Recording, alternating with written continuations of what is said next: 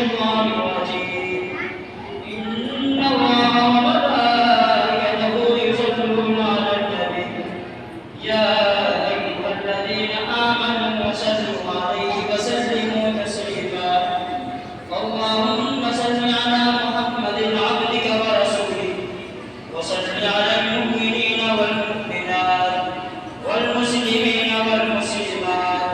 وبارك على محمد وأزواجه وذريته قال النبي صلى الله عليه وسلم أرحمني بأمتي أبو بكر وأشدهم في أمر الله عمر وأصدقهم حياء وجهاد وأبزعهم علي وفاطمة سيدة النساء أهل الجنة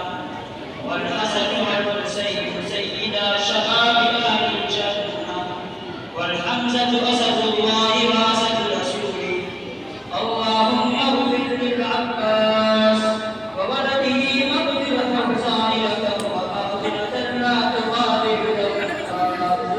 الله